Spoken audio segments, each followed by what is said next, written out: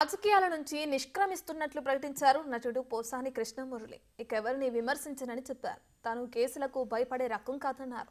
తాను ఎవరిని అసభ్యంగా తిట్టలేదు అన్నారు. తాను ఓటరు కానీ పార్టీలను ప్రశ్నించానన్నారు పోసాని. లోకేష్ తనను పార్టీలో కూడా రావాలని ఆహ్వానించారన్నారు.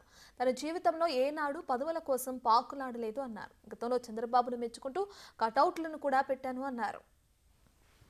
నేను 100% మనస్సాక్షిగా నా తల్లి తండ్రి సాక్షిగా ఒక పార్టీని తిట్టాలని ఒక పార్టీని పొగడాలని ఎవరు మంచో అదే నేను అభినందిస్తా. ఆ మంచి లేనప్పుడు వాళ్ళనే విమర్శిస్తా. అదే నా ఒక ఓటర్ లాగానే. ఒక ఓటర్లు కూడా కాంగ్రెస్కి ఓటేశారు.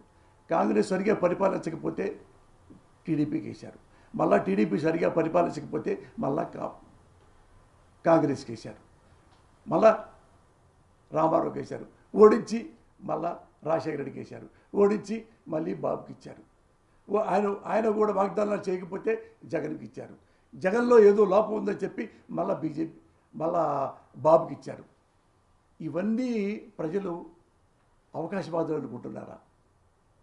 వాళ్ళకి ఆశ ఏదో ఇద్దరు ముఖ్యమంత్రి చేస్తే మనకి ఇంత ఇస్తాడు కానీ ఇవ్వట్లేదు అని వాళ్ళకు నేనంతే. తల్లి సాక్షిగా నేను ఓటర్లాగా మరి ఓటర్లే ఇన్నిసార్లు ఇన్ని పార్టీలకి ఓట్లేశారంటే అన్ని పార్టీలు మారినట్టు కాదు ఓటరు. నువ్వు దండం పెట్టి నా కోసం ఓటేయండి ముఖ్యమంత్రి చేయండి ఈ వాగ్దానాలు చేస్తా చేయలా మళ్ళీ ఇంకోళ్ళకి వేశారు. నా భావం అదే, నా బాధ అదే, నా నిజం కూడా అదే. అది నేను చేసిన రాజకీయాలు ఇప్పటివరకు. అందుకని అడ్డమైన రాజకీయాలు నేను 100% ఈ రాజకీయాలు మన కోసం మన సర్వీస్ కోసం అని చెప్పి నేను దూరేసి అన్నీ చేస్తున్నాను తప్పితే నా ఇల్లు నేను పెళ్లి చేసుకొని నా భార్య కోసం నా బిడ్డ కోసం అట్ట అనుంటే నా బిడ్డ బీటెక్ చెప్పేవాడు కాదు, ఇంకో బిడ్డ డిగ్రీతో ఆగిపోయేవాడు కాదు. నాకంటే తెలివి గలవాడు నా కొడుకులు ఇద్దరు. బికాజ్ ఆఫ్ మై నెగ్లిజెన్సీ, నా అలసత్వం మూలంగా నా బిడ్డలు ఇంకా గొప్పగా ఎదగాల్సింది. డబ్బు సంపాదించా కానీ నా కొడుకులు గొప్పతనం నేను సంపాదించలేకపోయా. ఎన్నాళ్ళు ఈ ఆరాటం అనుకున్నా. ఓకే, రాజకీయాలు బాగు చేయడానికి చాలామంది ఉన్నారు, చెడగొట్టడానికి అంతే మంది ఉన్నారు. కాబట్టి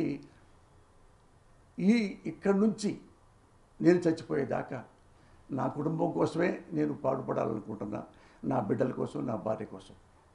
రాజకీయ నాయకులందరికీ నేను నమస్కారం చెబుతూ ఇన్ని సంవత్సరాల పాటు నన్ను ఆదరించారు.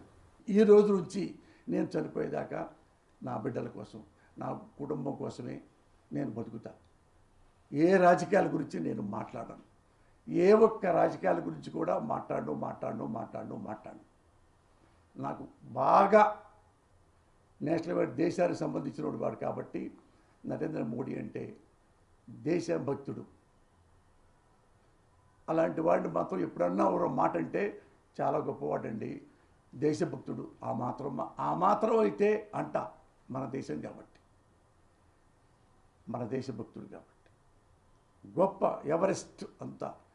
ఒక దేవుణ్ణి ఎలాగ నన్ను ఒక భక్తితో నమస్కరిస్తాను, అప్పుడు ఎప్పుడన్నా మోడీ గారు కనపడితే ఒక నమస్కారం పెట్టుకుంటా, అంతే తప్ప ఇక రాజకీయాలు అనేది నా నోటితో నేను ఎప్పుడు ఒక వర్డ్ కూడా ఈ ప్రెస్ మీట్తో ఇది క్లోజ్.